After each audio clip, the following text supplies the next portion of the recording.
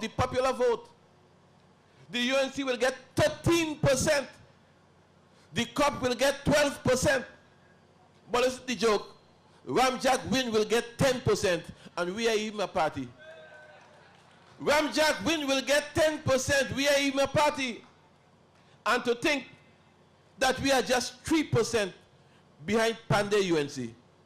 So when Ramesh tell you, this is the real UNC, he know what he's talking about. He know what he's talking about. And having read the poll,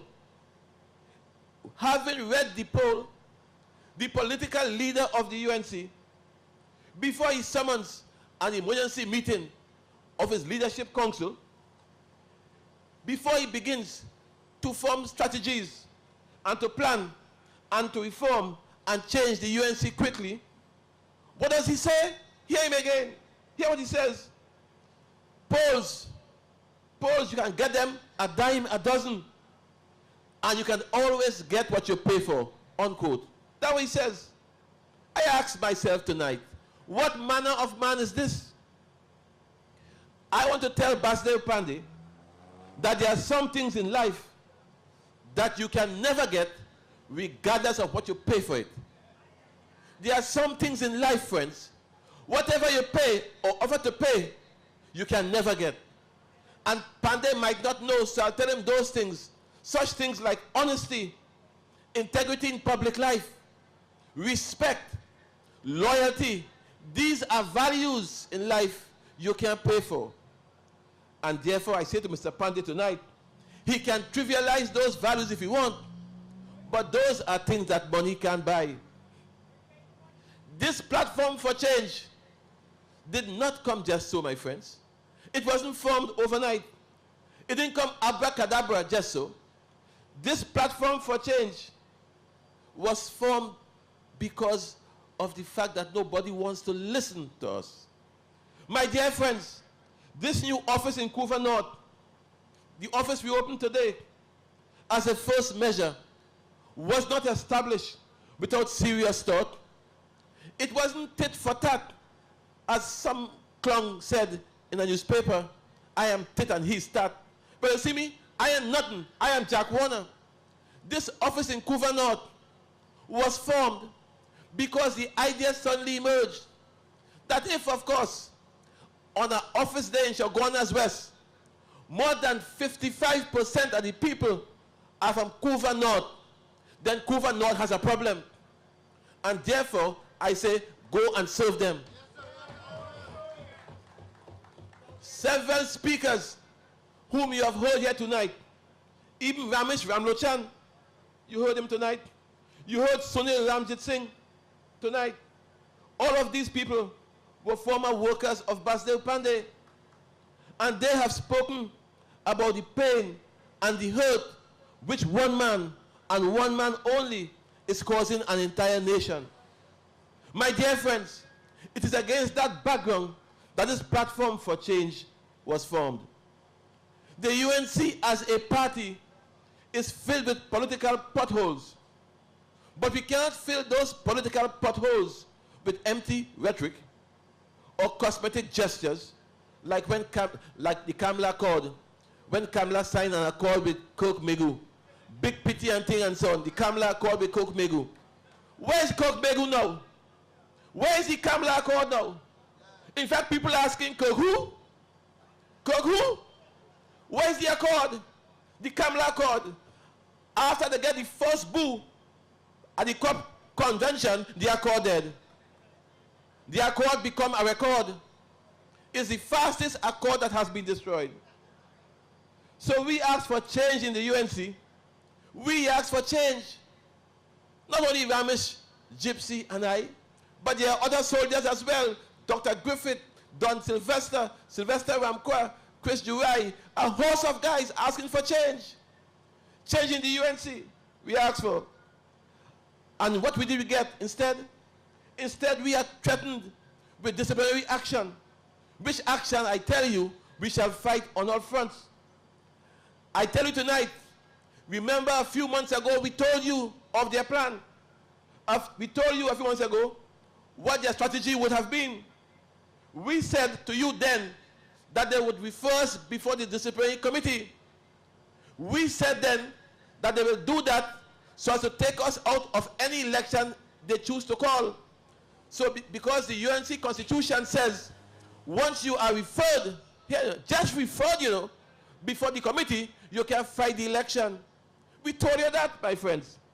And having done that, we said that BAS will prevent us from going for election. You see, even today in the mirror, the piece of gimmickry between Kamla and BAS. So after having referred Ramesh, Jack, and Gypsy to the committee, today the mirror comes out now. They referred us last night, and today the mirror comes out. Kamla to fight Jack. What nonsense is that? What nonsense?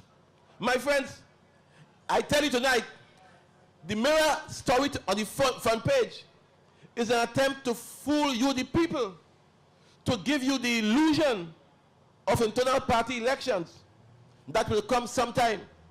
Because I tell you this, Kamla Prasad Bisesa will never tell BAS no for anything he asks of her.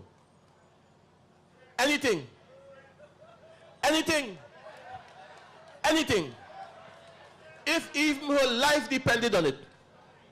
So tell me that Kamla will fight BAS for the party leadership is utter nonsense. It's absurd stupidity, which they believe they could pass on a people and fool us as they did 20 years ago. Times have changed. Times have changed. You see, Mr. Pandey sends Ramesh, Gypsy, and me to his disciplinary committee because he believes that since he holds a hammer, every problem in the party must be treated as a nail. You see, he, Pandey, has the hammer, and every party problem is a nail. So you beat it. Beat it. I tell Pandey tonight, no way, because Ramesh, Gypsy, and Jack will fight back in ways unimaginable. Unimaginable. It does not take a PhD in politics for one to see the problems of the UNC today and to see who has caused them. It doesn't take a PhD in politics to see what is happening in the UNC. What is happening today is just the tip of the iceberg. And I say to you that if we don't stop Pandey, this, of course, will continue to get worse. Because more is to come. And more will come unless Pandey's political runaway train is stopped. Look at the UNC as it is now and ask yourself if there is any institution in the party that is functioning. You heard Sunil Ramjit Singh. Ask yourself tonight if the annual constituency congresses function. Ask yourself if the constituency councils function. Ask yourself if the National Congress that they call, or even NATEX, if they are legitimate. They call National Congress that are not legitimate, that are illegal, unconstitutional. The NATEX which they have there is unconstitutional, is illegal.